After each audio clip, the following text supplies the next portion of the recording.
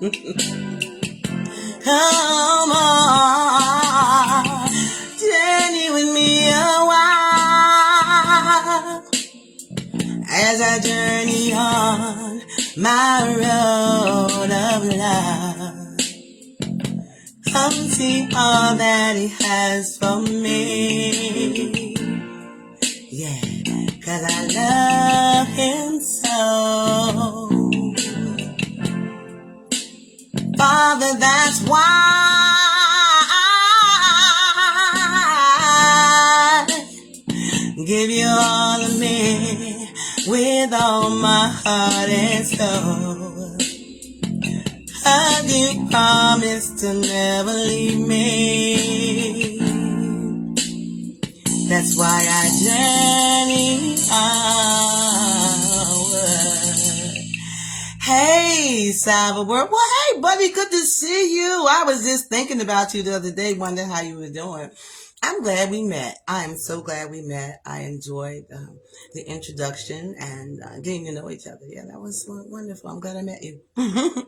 Anyway, this week, everything's going on, so let's just get started. We said goodbye to Polly Holiday. A lot of people don't know who she is.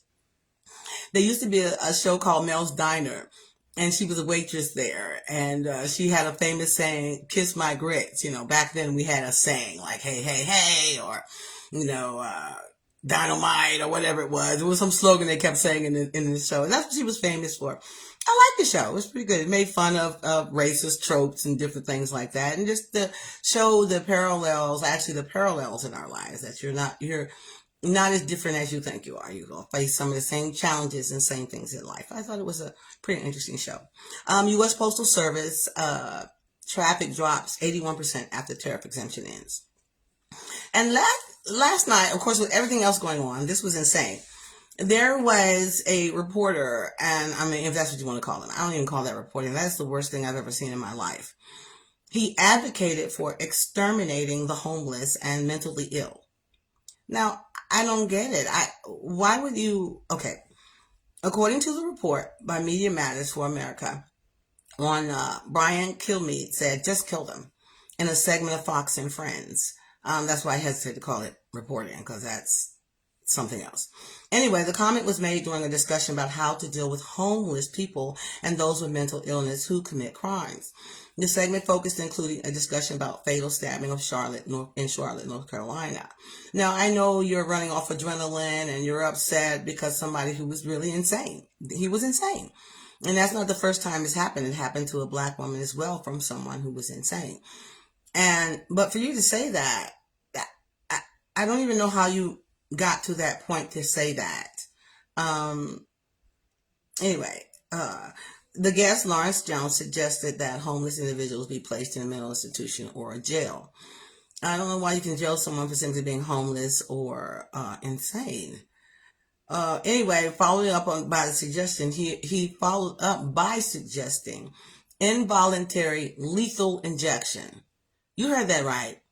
Involuntary lethal injection for the homeless or mentally ill who do not want the options that they're offering them. They want to live just free. They want to live on the street, want to live under a bridge. It's their life to themselves. But then you come in and say, "Well, if you don't do what I say, then I'm going to throw you in jail, kill you." That doesn't even make any sense. That's how you cure the homeless problem? And then he followed it up by saying, "Or something, just kill them." I could not believe it. You, on a national, do we have censors? Do we have anything you could just say that? Anyway, it's drawn significant criticism, as it should. Actually, they should be fined. You're advocating for, just kill it. That doesn't even make any sense. You're advocating for extermination. Hey, Michael, good to see you. You're at Planet Fitness. All right, now get that in. I got to get back into Planet Fitness here because I'm not doing the exercises I normally do because I'm not on the job anymore. And so, I'm sitting around here, but I got to get back out there. I do have my membership, so my niece and I are going to go out there. But anyway, I just can't believe he said that. Those comments are dangerous and abhorrent. But if he said that about MAGA or someone like that, you would be ready to draw and quarter him. How can we sit by idly when people say things like that? I mean, I oh yeah, my paparazzi bling today. Yes, I'm suited up today. Actually, this suit jacket has a matching skirt. It's actually a gift from my sister-in-law, my ex-sister-in-law, Gina, and I can still fit it, Gina. She gave it to me years ago, but I just paired it with another Temu dress, which is very similar to the blue one I wore. It has the white pearls on it, and I just paired it with some very pretty pink and white paparazzi, which I get from Zenobia Bailey, and the paparazzi earrings. I love it, pretty and pink, and the little earring, little ring that goes with it. I love it. But yeah, I just can't believe that he said that. So that hence is my theme today with everything that's going on. My theme today is that all lives matter. Homeless lives matter. People with mental illness lives matter.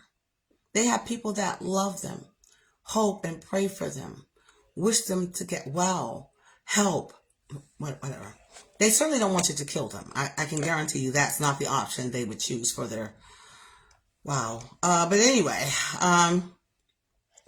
and I know you heard about the boat that was blasted out of water. They said it was drug dealers, et cetera, et cetera. And, that's why they did it. Trump with his covert action, I'm going to get rid of drugs and the cartels, and blows up a boat in the water, one boat that did not have the capacity on the boat to actually make it to U.S. shores. So they weren't coming to U.S. shores. That boat wouldn't have made it here. And there's no confirmation of this. They, of course, deny it, said there was a fisherman he blew up. I guess we'll never know. I don't know. I don't know. But in any case, the penalty is not death. You don't get to be judge, jury, and executioner because you think they're dealing drugs that they weren't even bringing to the U.S. So, well, whatever. But it was never proven conclusively that they were anything other than fishermen. So I will see where that goes. Basically, there's no evidence to support that they may have been low-level drug dealers. They're not sure about that. Hey, thanks for joining me today. Thanks for joining me. Hey, thanks for joining me, Vondale. Thanks for joining me, Andre. Hey, Michael. Anyway, this is, before I get to all of the Charlie Kirk and all of that today, I wanted to tell you about, hey, Vonda, good morning, lady. I want to talk about the worst landlord ever. Now, I read this last night and I couldn't believe it. It's kind of lengthy, but I want to include it because I've heard of bad landlords, but this is unbelievable. It said, this is one thing he said to one of his tenants. Get a job, you black N-word. As a Virginia landlord, he threatened to turn black tenants' children into potting soil and subjected African Americans to deplorable conditions. He was sentenced to 17 years. That's how bad it was. He was in Virginia. He owned several properties. David Merriman is his name. And the judge who sentenced him gave him more time than was recommended because I guess he felt like you were so egregious, you need to go to jail. And anyway, yeah, it's crazy. So, hey, Wayne, thanks for joining me to talk about some of the things that he's talking about. He said he received rent relief benefits that he wasn't entitled to and fraudulently obtained large payments for security deposits, prepaid rent, and other fees for homes in disrepair and in low-income neighborhoods. One person said, I had to bathe in a bucket. A 59-year-old's prison term exceeds the limit. The limit was supposed to be 14. The judge gave him extra time. Let me tell you some of the things that happened. While leasing the properties out to prospective tenants, he purposely targeted black tenants with limited credit and housing options. Investigators said he would convince them to rent by offering longer tenancy terms, then work to evict them as quickly as possible to restart the cycle of fraud and collect higher initial payments from new tenants. That's not all. Investigators learned that Merriman harassed his minority tenants on several occasions with racial slurs, denigrating comments about slavery, death threats, and assaulted racially charged conduct which violated their right to occupy and lease dwelling free from racial harassment, threats, and force. Prosecutors argue that Merriman intentionally used insulting racist rhetoric to motivate more tenants to end their leases, increasing turnover and collect more money. According to the indictment, some witnesses also reported that some of Merriman's properties had rotting floors, rodent infestations, and improper plumbing, which led to sewage leaks inside the homes. Wow. And this is the part here that I was floored. It was getting good to him. He forgot himself. He just went whole hog on it. During COVID-19, state and federal governments established rent relief benefits for people struggling during the crisis. Merriman forged his tenants' signatures and used their personal information without their consent to file fraudulent applications for these pandemic-era rent relief benefits. In many cases, he obtained significant sums of rent relief without telling the tenants, then evicted or tried to evict those same tenants for unpaid rent. Wow. Dude, you're going under the jail. Wow. At the end of the 3-hour sentencing hearing, the judge told Merriman that he engaged in some heinous conduct, adding that he used his power as a landlord over tenants who had nothing. You did it to black tenants, District Judge Raymond Jackson said. Poor, poverty-stricken, needing someplace to live. You have firearms, threatened people with firearms, hit people with shovels. According to the indictment, Merriman once attributed a clogged sink to a woman's hair extensions. He once told another tenant to clean the house like you were slaves, and threatened to turn African-American women's children into potting soil. In properties without working air conditioners, he told tenants that they should be used to that. You're black. You can take the heat a little bit. I can't believe it. In another instance, a tenant moved into one of his properties with a rotting floor, leaking sewage, though he told the tenant the property was going to be fixed. He later said, you fix it yourself. Get off your butt and go to work and get a job, you black N-word. Wow. One investigator learned that Merriman even told his tenant that her stillborn baby was karma for not paying rent. Wow. Anyway, he's been sentenced. Now imagine this. Imagine if those laws weren't in place, what he would be getting away with today. Policy matters.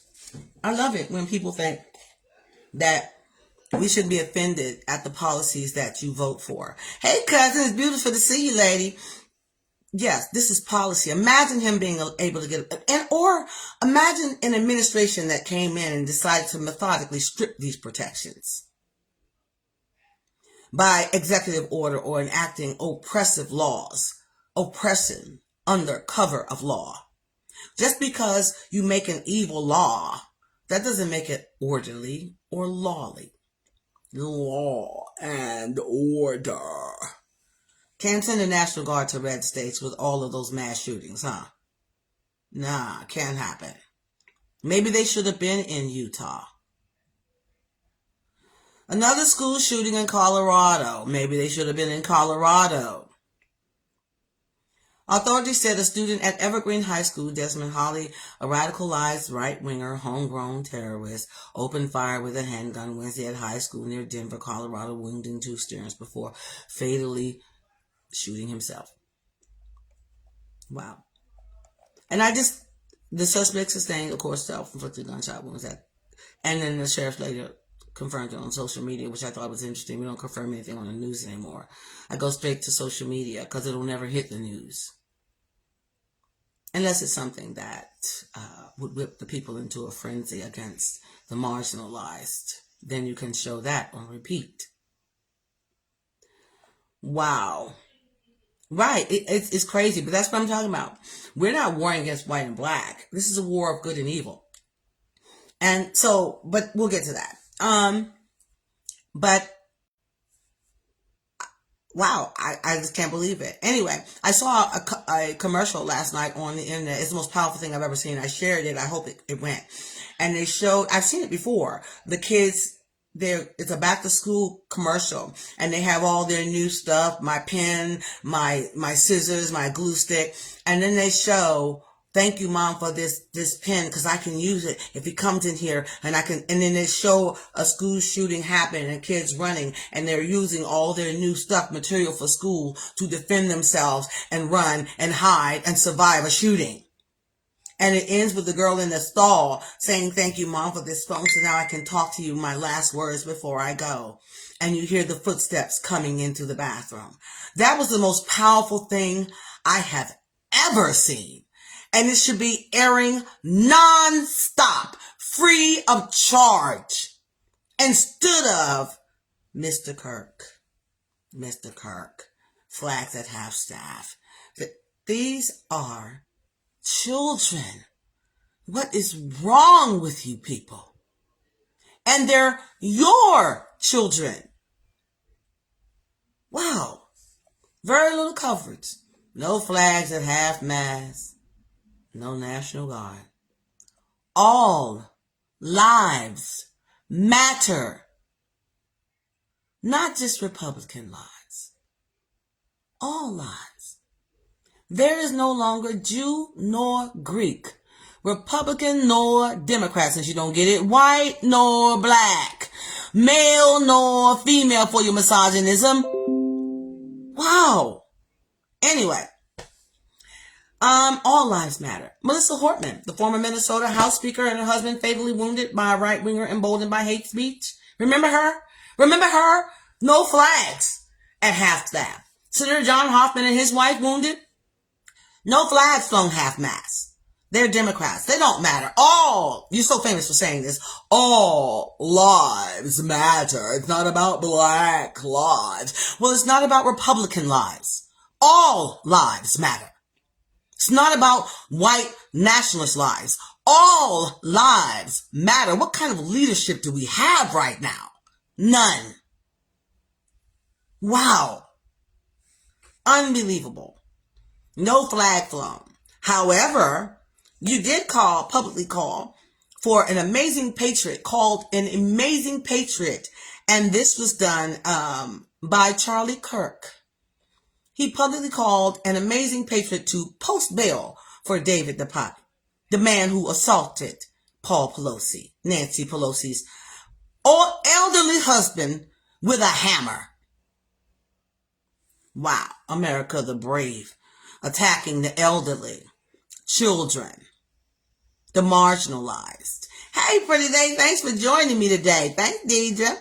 Yeah, it's crazy. Yet no flags were flown at half-mast because they're not in your party. You call yourselves Christian? See, that's what I think is going to make God mad. Don't you dare put this on him. This is not his character. And to those of you who are accepting this as Christianity, stop it. I can call myself a brain surgeon. You gonna let me operate on you? Unless you see my credentials. And I have shown my abilities to do this in the past. But if all I'm experiencing is hatred and all kinds of vile things, and then I say I'm a Christian, you just take my word for it? Wow. It's divisive, it's childish, and it's extremely unprofessional. I don't support what happened to Charlie Kirk. But sadly, Charlie Kirk supported what happened to Charlie Kirk. And that's the part I just can't get over. I never heard of this man until yesterday. And I started researching all of the statements that he had made and things like that. I don't usually pay people like that any attention. I just figure there's a problem there and keep it moving. But since that happened, I went back to look at it and everything. It was before we knew who shot him and everything. And I couldn't believe those statements were true. I had to keep searching and researching. Did he really say this stuff? And we're treating this person as if they were martyred. Well, I know about being martyred for your cause. But the person who martyred him was one of your people in your cause. That's more like a civil discord within your cause, isn't it? That you're warring with each other. I forget that scripture where it was in the scripture where the enemies of God's children had come out to fight them. And he confused them in the battle. They started killing each other. They started offing one another. And I said, well, how can that be? I mean, battle, there's smoke and everything. I guess it could happen. But I looked at it yesterday. I said, "Wow, what is happening? You are doing this to each other." I'm going to be honest with you. I mean, I expected him to be, believe it or not, I expected him to be a young white man, but I did not expect him to be MAGA. I didn't get it. Or a Republican. I'm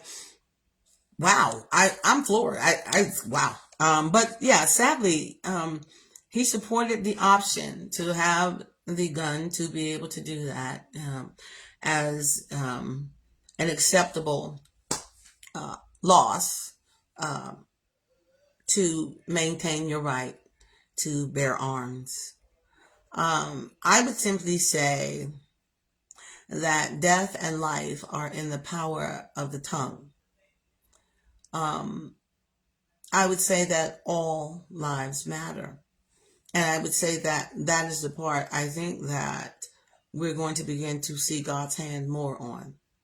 Melissa Hortman's life mattered. It mattered. Nancy Pelosi's husband mattered. All the things you did on January 6th mattered. All lives. The police officer who lost his life that day, he mattered. He mattered to our community, his family. It certainly shouldn't have seen the people who did it pardoned. I mean, whatever. All lives matter, not just the ones on your side. That's poor leadership. That's no leadership. I hesitate to say what that really is. Wow. But anyway, case in point, let me give you some other ones. Croceus published a manifesto dedicated praising Trump, and then drove 600 miles, because this is when the incident first happened and Trump came out and blasted all Democrats, and the other lady came out and said, "This is on y'all," as if we're the ones spreading the hateful rhetoric. The hateful rhetoric started with the commander-in-chief, has been that way ever since. And to gaslight, his famous thing to do, gaslight and put it on someone else. It is so reprehensible and so unprofessional for you to come out and do something like that. It shows your poor leadership abilities. Instead of pulling the people together, you simply said, "I don't care." We have to come together, because you don't. You want this. You want the division. So now what do? You whip your people into a frenzy. Hate the Democrats. Go hate the Democrats. They did this. Oops. It was one of us. Well, hate them anyway. Matter of fact, let's bomb some HBCUs. Well, what have we got to do with that? He wasn't black. He wasn't transgender. He wasn't even Christian. I don't know. They might be Mormon parents. I assume he was raised as a Mormon. Wow. But it shows your true motivation. It has nothing to do with what's happening. It's just your racism. You use any excuse, even if the excuse is one of your own doing something to one of your own. Wow. Yes, we're going to keep on praying, because the weapons of our warfare are not carnal. They're mighty to the pulling down of strongholds. That's why we're here. That's why we're still here to this day. You've done everything you possibly can. Wow. And we're still here. Wow. Anyway, Croceus went 600 miles to try and find Mexicans to kill. He shot 23 people in a Walmart in Texas on August the 3rd. The site the manifesto was published on was on a domestic terrorist watch list under Obama. He had it under a domestic terrorist watch list. But guess what happened? Administration came in and undid it. Removed the monitoring of those sites. Why would you do that? Now, why would you move the monitoring of homegrown terrorist sites? What was your justification for that? Anyway, the man who targeted and killed Democratic state lawmaker Melissa Hortman, her husband, Mark, in their home in Minnesota, was a Trump supporter. Since you're saying that all of these acts are coming from Democrats and we're so violent, these violent acts came from MAGA and Trump supporters. But no flags at half-mast. No compassion. Definitely no empathy, because we know you don't believe in that. But also, no sympathy. Trashy, horrible memes being shared all over the place. But you're firing the first newscaster who says anything arbitrary about Mr. Kirk. I simply say Don't say anything about Mr. Kirk. Just repeat his very own words. And nothing more needs to be said, yay or nay. He said this, he said that, he did this, he did that. The person who shot him said this, he said that, he said this, and then he did that. What have we got to do with that? Wow. So I'm going to go on and show you some more examples since you don't act like you don't know. The man charged with the attempted assassination of the Pennsylvania Democratic Governor Josh Shapiro in April was Trump supporter. The man convicted of orchestrating a series of shootings at the homes of 4 Democratic elected officials in New Mexico in 2022 was a Trump supporter. The man who tried to kidnap the Democratic House Speaker Nancy Pelosi and assaulted her husband with a hammer was a Trump supporter. The men who wanted to hang Mike Pence on January 6th were Trump supporters. The man who killed the son of Obama-appointed District Judge Esther Salas in 2020 was a Trump supporter. The man who killed left-wing activist Heather Heyer after driving his car into a crowd of counter-protesters in Charlottesville was a Trump supporter. You remember the one where there were some good people there? You know, the good people we see out now watching, talking about the white man won't go down. But it was the white man that killed the white man. So what are you talking about? So you're going to go out and fight yourselves? Do you know how insane you look right now? To the world. To the world, you are showing them that everything we've ever said about you is true. Wow. And your selective outrage. Because all lives matter. Their lives matter. The counter-protesters' lives matter. We have free speech in this country. You kept talking about, hey, no one should be done like this. It's shot because of speech. No one should be run over a car either. By a car either. Selective outrage. Since you're so famous for always saying all lives, baby, all lives matter. Do not rejoice, however, to you Christians. Don't rejoice when your enemy falls, and don't let your heart rejoice. Vengeance is mine, says the Lord. He didn't say I'm going to think about replaying. He didn't say I might. He said I will repay. Don't do anything. You don't need to put your mouth on people. None of that. All you have to do is let any one of us reap what we've sown. That's all. Because if I sow some apple seeds, I'm going to get some apples on my tree. If I sow some orange seeds, I'm going to get some oranges on my tree. If I sow some love and kindness, I'm going to get some of that back. But if I sow hatred and vile rhetoric, well, I might get a little bit of that back. Because that's what it's producing. Because that's what I planted. So that's what grew. And I watered it constantly. But don't you rejoice? Because it's not a beautiful thing. It's not beautiful at all. And I wish there had been another outcome. I wish that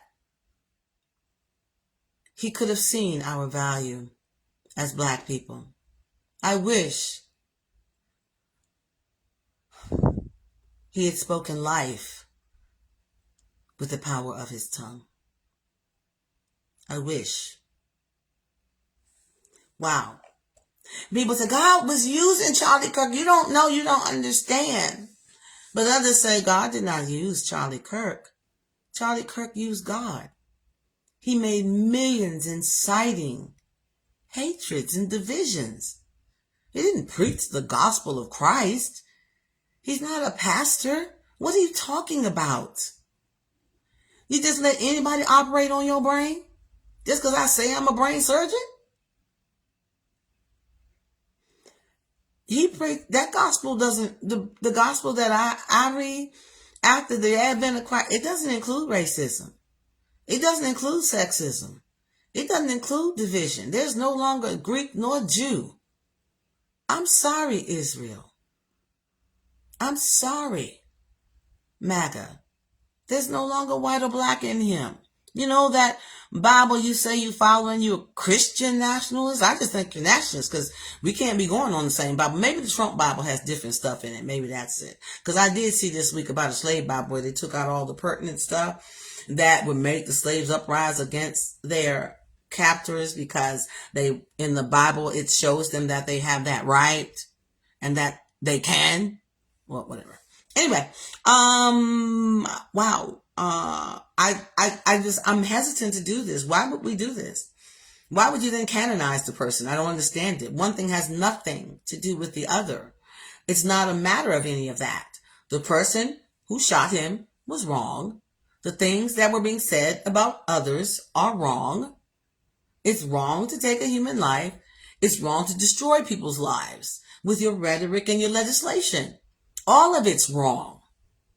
Two wrongs don't make a right. No, they do not. That's why he said vengeance is mine. Wow. And the fact that HBCUs are being threatened when a white person kills another person tells you the rage was directed by default. White man murdered white man in one of the whitest colleges in America, in the whitest state in the nation, but y'all mad at black people. A Republican killed another Republican. A MAGA killed another MAGA. But you all are mad at Democrats. Powering on. Ready to make it make sense. Paired. Because it's not making any sense. Where was your outrage? Where was your outrage for Tamir Rice? Where was your outrage for Breonna? Where was your outrage for Sandra? All lives matter. All of them. Those are your words to our words of Black Lives Matter. You then turned to us and said, all lives matter. Well, we're turning it to you and saying, all lives matter. Wow. Ukrainian national Irina Zarutska. Let's talk about this. Let's take this out and unpack this. Because I saw the video. I saw both videos fully, which was amazing to me that they were online. Why those particular videos? Other videos, I felt this. Well, whatever. Anyway, I watched it. I saw the young man when he came up and he stabbed her. Obviously, he's talking to himself. He has some mental illnesses, probably schizophrenia and some other things going on. And I saw him flick the knife when he was in his seat. But you got to remember, where we're looking at the camera, we have an overhead view. People that are sitting in the train, they don't see all that. The people behind them don't see all that. They see the man get up. See, we're hindsight 2020. We're standing there looking down. So I saw people criticizing, why didn't they do this? Why didn't they do that? Now I'm looking at the overhead view, and it still took me a minute to realize she had been stabbed. Because when she first got stabbed, I think she was in shock because she sat there. She just sat there. And I think she said, because there was no audio, I think she said something. We couldn't hear it. But I'm not sure how clear it was or whatever, because you didn't see any blood. I didn't see any blood. So I didn't even know she had been stabbed. I thought he hit her because when you saw it, he went this way and that was it. He only did it one time. So I thought he hit her and walked towards the thing. And so I looked at it and so she sat there and I think she was in shock. And I didn't really realize that she was in trouble, as much trouble she was in until she fell over. And when she fell over, because I didn't realize that she was in that deep of trouble because I still didn't see the blood. Then I saw the blood in the seat. Then I saw her hand come up and then I saw the blood seep from under. And so by that time, the other passengers were realizing that something more serious had happened. And there was a young man who came from behind and was calling, I guess, 911 to get her some help or whatever. So I don't want to, put them down for their reactions. I might have been in shock myself if I'd seen something like that. It might have taken me a moment. I'm not sure because it was seconds. It wasn't that long. But it was one of the most horrific things I've ever seen. It just brought, I don't care who this woman is. It was sad, dude. Seriously. And all I kept saying was, why? Why would you do this to this woman? What is wrong with you? Well, there is something wrong with him. He has mental illness. Yes. And believe it or not, Black people can have mental illnesses too. We really can. And we don't have access to the mental health care that we should have. That's not excusing him. It's just saying that, yes, this is a problem. It is a big problem. And I don't think exterminating people is the answer. Wow. But I'd also like to go with my thing that all lives matter and say, where was your collective outrage and your sorrow and your tears? Because it was sad. I saw that video. There's no way it couldn't wrench your heart. But it didn't wrench your heart when Nia Wilson was murdered on Bay Area Rapid Transit train platform in Oakland, California in 2018 when John Lee Cowell fatally stabbed her and injured her sister. But they were brown, so Cowell was arrested and convicted of a murder and sentenced in 2020, resulting in a life sentence without parole. The case highlighted broader issues of racial violence against Black women and raised concerns about safety and crime on the BART system, the train system. Nia Wilson and her sisters were returning from a family event when they encountered him. They got off the train, he attacked them, and he stabbed Nia Wilson in the throat. The exact same place. No outrage, no sorrow, no tears. Because you didn't see the blood spurting out of her neck? Because you didn't see the blood sleeping down the train? Because you didn't hear the people's screams and cries? No sorrow for her. But all lives matter. All lives. Well, I say to you, her life mattered as well. Wow. Wow. The attack was swift and totally unprovoked. No, what did she do? What happened before that? What? Unprovoked, caught on camera. Just like this one. Just like this one. Wow. Of course, the attacker was arrested by an anonymous tipster. Wow. His reasoning was because he believed that the sisters were part of a group of aliens, according to the Mercury News. Mentally insane. Yeah. Again, selective outrage. Because one looks like you.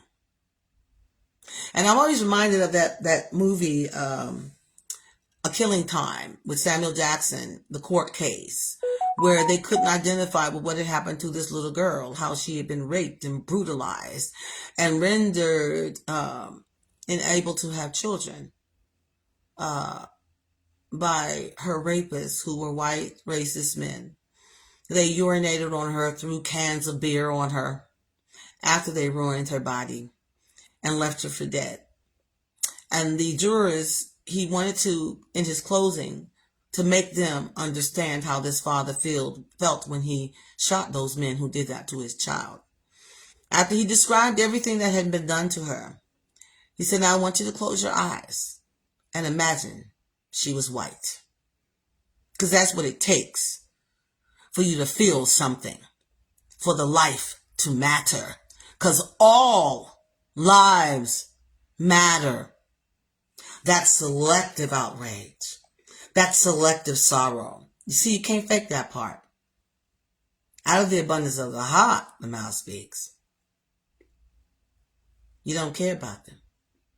It's not even a blimp on your radar. I never even heard of Charlie Kirk before yesterday. Ever. Wow. So how did America go so wrong? How we get like this? Oh, America, the beautiful land of the free and home of the brave. We got so many brave soldiers out here going around shooting unarmed people. Brave. So brave. In the back. Yeah. Brave.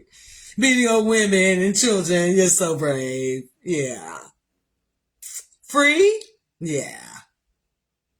We are now past 400 years since 1619 point, but there is the fact that the Spanish had Africans enslaved in what is now Florida. I'm going to show you how we got here. In 1526, and I've seen a few posts and comments that seek to use this fact to correct the focus on 1619. Other people are enslaved. I have seen some that claim that chattel slavery was what the Spanish used. which I thought was interesting since we're now dealing with this with the Latino community. But anyway, given that capitalism is about property, and as the Spanish obsessed with taking gold back to Spain, shows the feudal system preserved by the Roman Catholic Church was concerned with not property, but precious metals.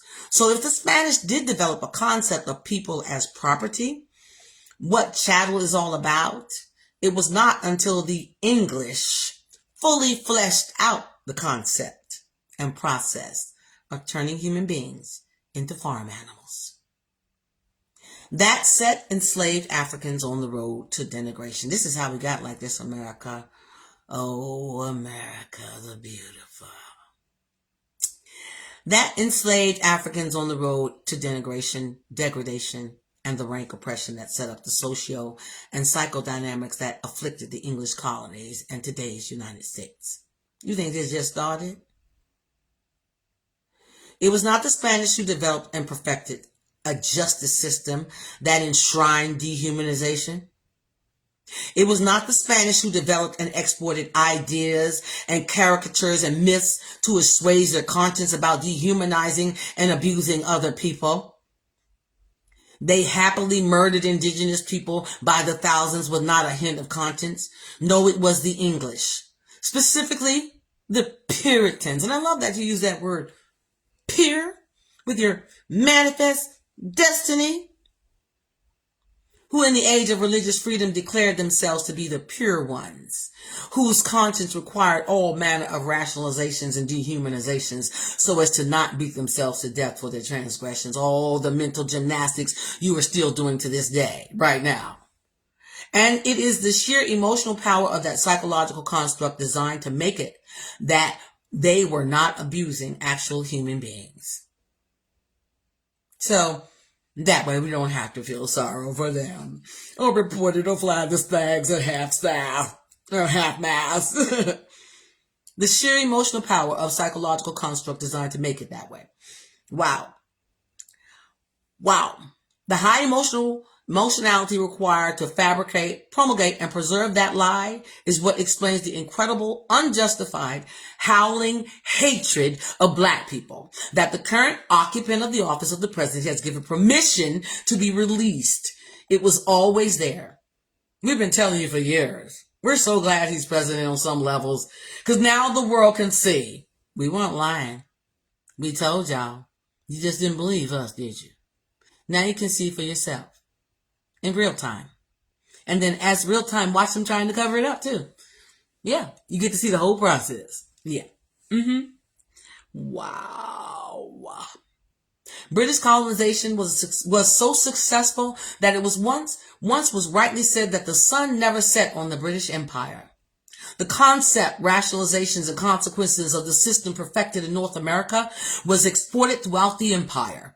Several Caribbean islands, West, South, East Africa, India, Hong Kong, Australia, New Zealand, and Tasmania, eventually infecting even those who originally were seen as not white enough. If one's interest is primarily or only to show the perfidy and inhumanity of the white man, then insisting on 1526 as the only important date for African enslavement in the Western Hemisphere is what is called for.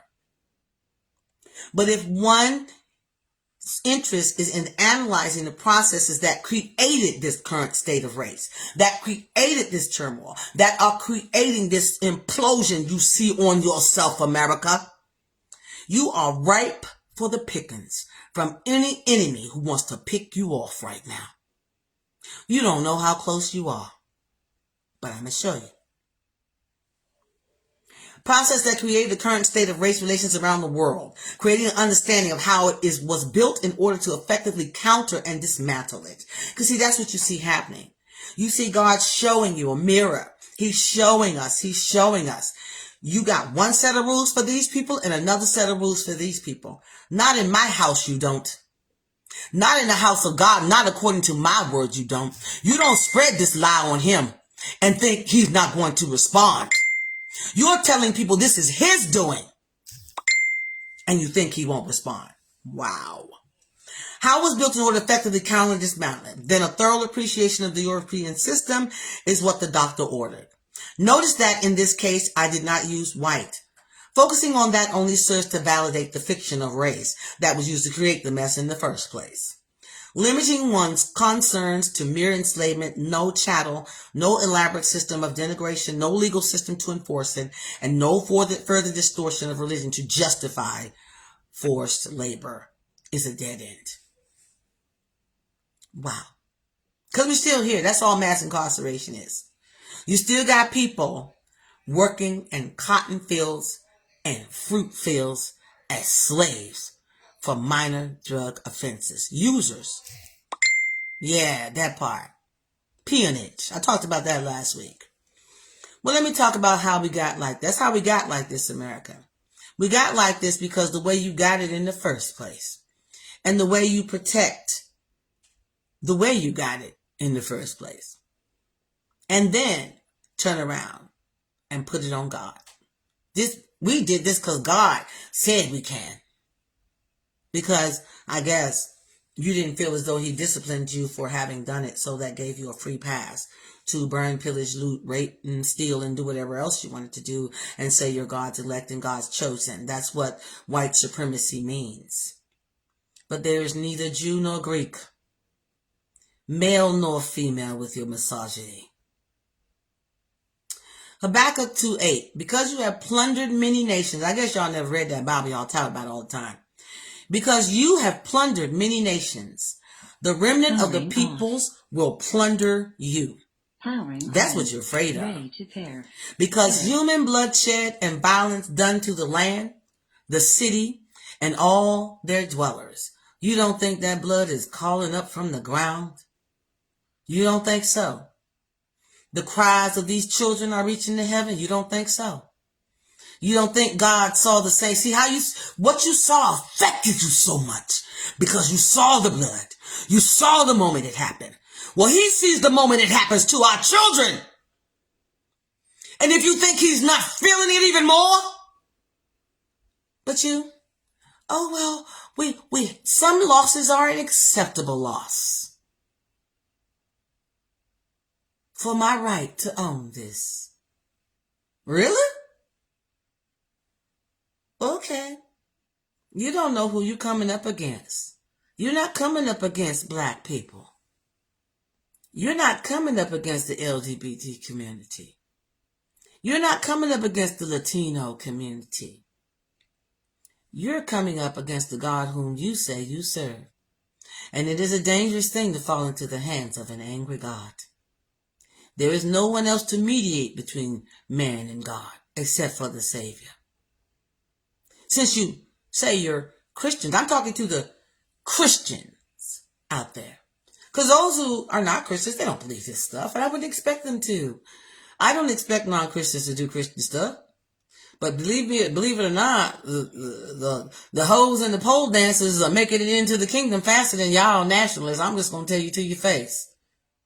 They wouldn't do half of the stuff y'all doing. Scripture said that before about some of the pious. They making it in there before you. Anywho. Be glad when he stumbles, lest the Lord... Don't be glad when he stumbles, lest the Lord see it. I would never laugh because someone got shot. I would never send a meme around with a knee on George Floyd's neck because a man died on national television. What is wrong with you? That is the most ungodly thing you can do because all lives matter. He had a daughter and a life. And no matter what you think of it, it was his. Until it was snuffed out, as if he was nothing more than a bug under someone's thumb. It didn't get a blip on your radar. No tears, no sorrow. You weren't upset. You didn't care. But you're mad because people who were denigrated by a man are not particularly upset about what happened to him. They're upset in the fact that it happened to anybody, but they don't know that man. He's not their friend. They wouldn't feel any more for him than he would feel for them because he don't know them either. He wouldn't want to see it happen to us, would he? Would he? Would he? Would he have empathy if it happened to me? Would he? Um, hmm. Wow. But God sees it all. He sees every last bit of it. And the sorrow that he feels right now. Because you could care less. Wow. All the reporting all over this place. I had to Google it to find out there was a school shooting. Wow. And then you come out and you want to attack black people because of something that a white man did to another white man without us having anything to do with it whatsoever. He was on y'all's websites. Make it make sense. Because that's what you wanted to do from the first place. We know what you are, but now you didn't show the whole world what you are. Thank you. Because all lives matter. Wow. Habakkuk. Yeah, don't do that, because then God will turn away his wrath. You leave it to God. You don't have to put nothing on it. I told, don't be going out there talking about me. All you have to do is post what was said and what was done. No commentary is needed. I'll show you why. Habakkuk 2:12, woe to him who builds a city with bloodshed. How was America built? Woe to him who builds a city with bloodshed and establishes a town by injustice. This verse is a stern warning that a society founded on violence and wickedness will face severe consequences. He gave you a reprieve after the Civil War time to get yourself together, but you kept on sleeping with your side piece. White supremacy. You let her bounce back on you and come back in the house, and she had a whole bunch of, shall we call them, bastards. Children, illegitimate children, that you've tried to ignore and disavow. But you've been sleeping with her. She a part of your family. You allowed her. Now you're going to act like them children ain't yours, and you don't know her. So she came and knocked on your door on January 6th and told you, don't you act like you don't know me. I'm a part of you. And showed her natural born behind to the rest of the world. Your side piece. White supremacy. She birthed a whole bunch of little illegitimate skinheads and KKKs and MAGAs and whatever else you can find out there. It's a whole bunch. Fringe groups. The one that the guy that actually did the shooting comes from is one of those other fringe groups. I've even forgot the name of the thing. Something I never heard of. Wow. Wow. That society will face severe consequences. So instead of doing something, you double down and you find yourself right back in that same cesspool. Because what? What you planted grew. The seeds you planted are bearing fruit. And your apple tree is not bearing orange fruit. Your white supremacist tree is bearing fruit from the seeds that were planted. Moses asked that he let God's people go and pronounce death to every... The thing that was interesting to me, that I thought was the most interesting, when I looked at scripture the other day and I said, you would be hard pressed to not see God's hand. You would be hard pressed to not see the symmetries that are happening here. The thing that spoke to me the most was the power of life and death is in the tongue. And I thought about Pharaoh with Moses. He sat up there with all his pomp and regalia, and he was a dictator. He wanted to enslave people, and he wanted to keep God's people down. And God said, let my people go.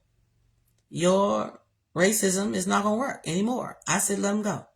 And they're not going to go give them their reparations. You didn't give them their reparations. You didn't want to let us go. And you still don't. Now you're chasing us down to the Red Sea, trying to run us over.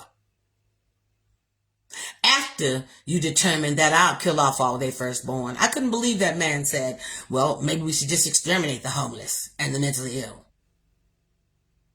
What kind of society is America? This is not us. Oh, yes, this is exactly us. This is who you've been. You planted all of these seeds when you let people go who bombed churches. decimating little girls in church and called it godly, your manifest destiny, and you put that on God and you didn't think he took it personal? I think y'all done bump your heads. You truly do not fear God, or you really believe your own propaganda. He does not grade on a curve. You are not Jewish. You are a Gentile. Anywho. But the thing that was interesting was what he was pronouncing on others was what he received himself. That is poignant. All that ilk and vile you're wishing on others, that's what you're going to grow. You're going to reap that. Because that's what you're sowing. You're sowing all these seeds, just casting them on the waters of your life. Hatred, division, misogyny, racism, and all of it, you're putting God's stamping name on it. And you don't think you're taking it personal? Wow. So Pharaoh took it upon himself. I will destroy them all. And God said, oh, you will you? Okay. So what you've spoken on for others is what you shall receive. That's why I said, don't put your mouth on him. It's not necessary to say one bad thing.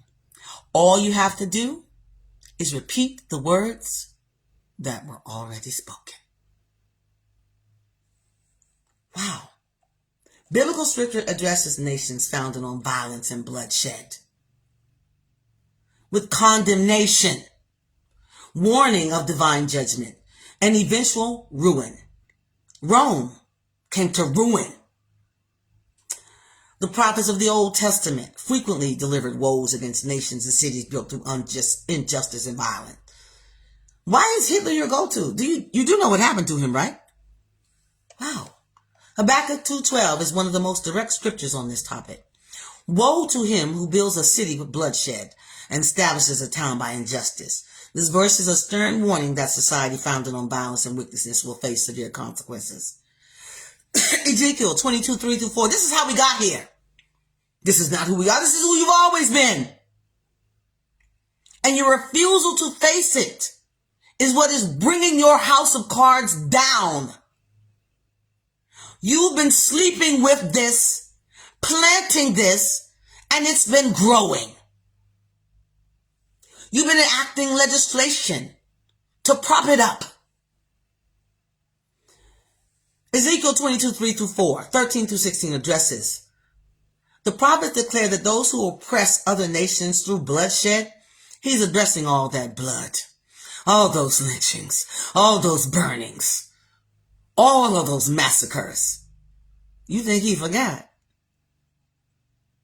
And you want to return to it. You think he's going to let you? He's giving you time.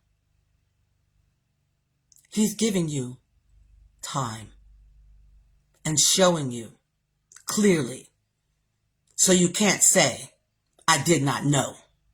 You knew. You just heap to yourself teachers with itching ears to say what you wanted to hear. You know there's no longer black or white, Jew nor Greek, Democrat nor Republican, and all lives do matter.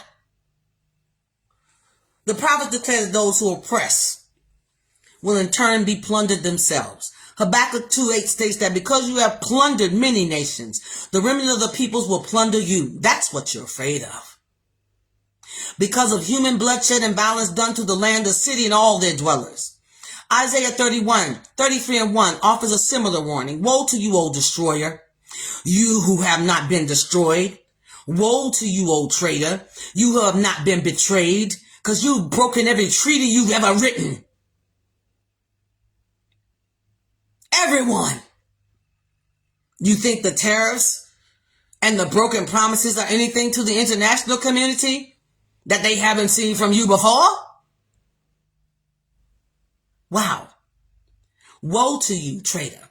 Because when you stop destroying, you will be destroyed. When you stop betraying, you will be betrayed. In other words, you will reap what you sowed. Wow. Scripture teaches that bloodshed pollutes the land. I spoke last week about the young man who went into the church and shot those 9 parishioners, only leaving one alive. How their blood cried out from that ground, seeping into God's house carpet. With the urine and feces. Oh, you didn't see the shot, so I guess it didn't bother you as much. No flags that has that. No nothing. I'm surprised he didn't get a pardon. All of y'all posting millions of dollars for his bailout. You will share in his reward. What you prove. So you shall not, he says, Numbers 35 and 33. He said the land requires justice to be cleansed, it said. Numbers 35 and 33 states, so you shall not pollute the land in which you live. For bloodshed pollutes the land, and no atonement can be made for the land for the blood that is shed in it, except the blood of the one who shed it. Now that right there was pre-Jesus. For those of you who say you're Christians, who want to now go out and have people stoned for being homosexual, but don't want to have them stoned for committing adultery. I love your selective outrage. Ready to paired. Because if you started stoning, you'd have to start with the current administration at the top for adultery. Since we're going to go according to the Old Testament all of a sudden. But anywho, I digress. Wow. For a person to spend their lifetime, you have a lifetime on this earth to spread good, the fruit of the Spirit, love, peace, patience, kindness, gentleness. Gentleness? Rhetoric ain't gentle. What's gentle about that? Kind. Suggesting that homeless people be exterminated? What's kind about that? What you have done to the least of his Latino children, you did it unto him. Because he was a stranger and you welcomed him in. Yeah. What you did to the services, the food, subsistence for others. I was hungry and you fed me. Yeah, that part. See, because when you see him, because you believe in him, I won't be there. Just you. And when you're there, you won't have any skin. That part. It'll just be you, your spirit, and the record of your deeds. Wow. Downplaying gun violence. You don't get to be a martyr by doing that. There are no acceptable losses. Just like there are no acceptable mistakes in executing someone who was innocent. I think about that young man, Stymie, all the time, that young boy. He was so small when they executed, they had to sit him on top of something. He didn't even fit the chair. Never forget the fact that he didn't do it, but also that you never caught the creep that actually did. So they get to go on and continue doing what they did. You're shooting yourself in the foot. These are your children. Wow. No, I don't celebrate the death of someone. But I didn't celebrate the death of Breonna or George. Did you? Well, did you? Planting seeds of hatred and division. You ain't gonna grow God's love like that. Wow. When JFK, it's the same as if we were all asked to take a moment to remember RFK Jr. dying of polio. That's about what it amounts to. When he was shot, he was speaking about, now this is the part to me that is most poignant and symmetrical. Because think about this. The very thing that he said was acceptable is what happened. But now it's not acceptable because it happened to him. The very thing that we've been saying, because all lives matter. And all lives should have mattered from the beginning. At the moment that it happened, he was actually speaking about one of America's deepest wounds. Yeah, mass shootings. See, things just don't happen by coincidence. As the words are coming out of your mouth, when asked about school shootings, his response, this is at the time of the shooting, just before, his response was not measured compassion, but deflection. Counting or not counting gang violence. Deflection to black people. What we got to do with the question he asked you? Those school shootings are not happening in black schools. Those mass shootings, Utah, I'm sorry. Utah is one of the whitest states in America. Okay? Stop it. And so is your school. So what are you talking about? You think you're fooling anybody with that? You think God don't see your wink, wink, nod, nod? You think he don't see all that? At the moment the words were coming out of his mouth, counting or not counting gang violence, and then almost instantly, the shot rang out. Instantly, putting it on black people. Instantly, deflecting. Instantly, it rang out. I didn't have words. While a school shooting had just happened that no one talks about or was talking about. An acceptable loss, according to the person who was actually shot. So I have nothing to say against Charlie Kirk. All I have to say to those is his words.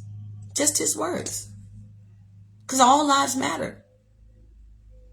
And according to him, what happened is acceptable to their community for the privilege and right to keep their guns. Only this time it wasn't children. This time it was you. Trump has, and talking about the rhetoric heating up, I love how you say one thing out the book, you talk out about the side of your neck. You say this and then you do that. He all over the place, calling people vermin, need to be rooted out. The things he said, judges are called monsters, trying to sick people, giving out Obama's address. All of these things. And you didn't call him out for his rhetoric. That didn't cause any of this, no. He goes right out and puts it on the Democrats. And you eat it all up with your itching ears, hearing what you want to hear. Wow. I will say it again. Racism is causing this country to implode upon itself. God will bring every action, Ecclesiastes 12:14, every action into judgment, including every hidden thing, whether it be good or evil. Isaiah 10:1, and that's for you ICE agents hiding behind your black mask like they hid behind their white ones, their white hoods. Hiding your faces. What you afraid of? Only person that hides is somebody that's doing something wrong.